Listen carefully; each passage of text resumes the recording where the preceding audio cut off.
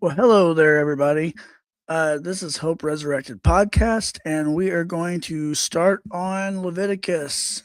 So, here we go. This is going to be the intro video, and I hope you guys enjoy it. I have worked pretty hard on this one, so we'll see. We'll see how it goes.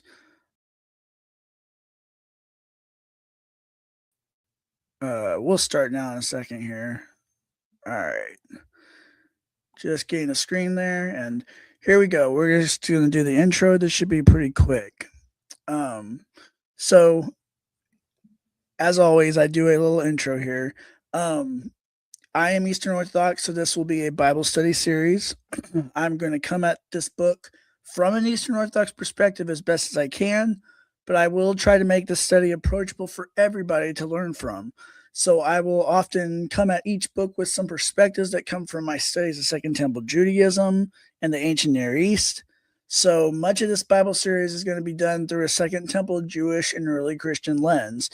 And we're going to usually use the Septuagint instead of the Masoretic because it's older, and the writings of the New Testament hardly use Masoretic textual variants when they quote anything from the Old Testament, or the apocryphal text for that matter either.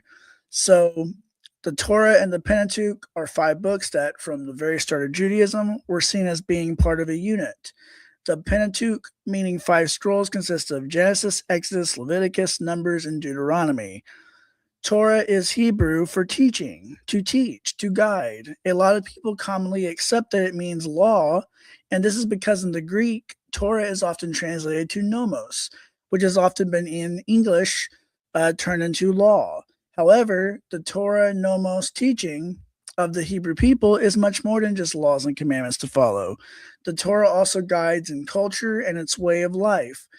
The Torah is good and God, Yahweh, his teaching to humanity. So for Latin speakers, the Hebrew Torah and the Greek nomos became a Latin lex. And after the 5th century, the term lex shifted in meaning around St. Jerome's time to be less about culture, etc., and to be more about just laws. And this is why the West focuses on this often in the manner most are used to in a civil and law general context of that. So that's kind of just a little uh, back back background of that, right? So here's the next part. So Leviticus is the 3rd book of Torah. In Hebrew, it's known as and I might be butchering this, so forgive me, but Vayikra, literally, and he called. So the English title you're all familiar with, Leviticus, it comes from the Latin Vulgate word of the Septuagint, lutikon, or luitikon, meaning matters of the Levites or scrolls for Levites. And in Hebrew, and he called out refers to Yahweh calling to Moses. The word there, since it is a verb, indicates continuity with what came before. So Leviticus is a continuation of the Exodus, which we did that before. If you want to go watch that before you watch this, go for it. If you haven't. So, as a text, Leviticus cannot really function by itself without Genesis and Exodus being read before it. When we get into Deuteronomy later, we will be given descriptions of some of these same laws and commands here in Leviticus. However, they'll be described a bit differently. And why is that? Well, because Leviticus is going to reflect earlier tabernacle tent worship. So they're going to have been moving around.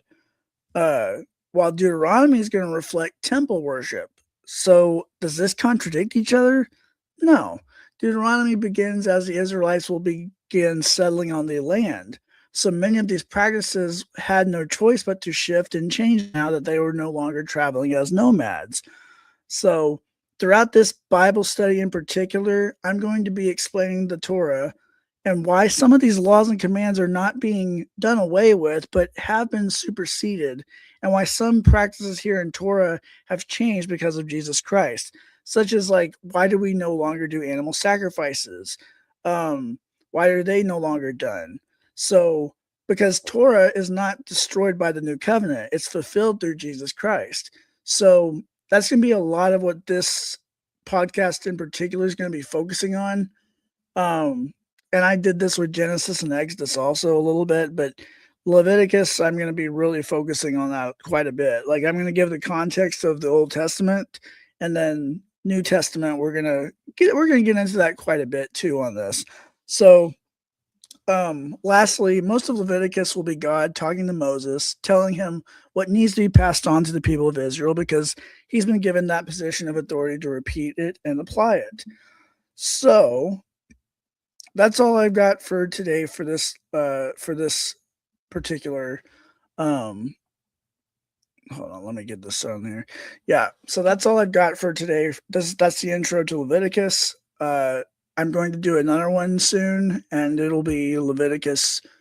I'm thinking I'm just going to do Leviticus 1 and then just keep going with that. So, but we'll see. So, anyways, thank you for watching. If you like this podcast, hit like and subscribe.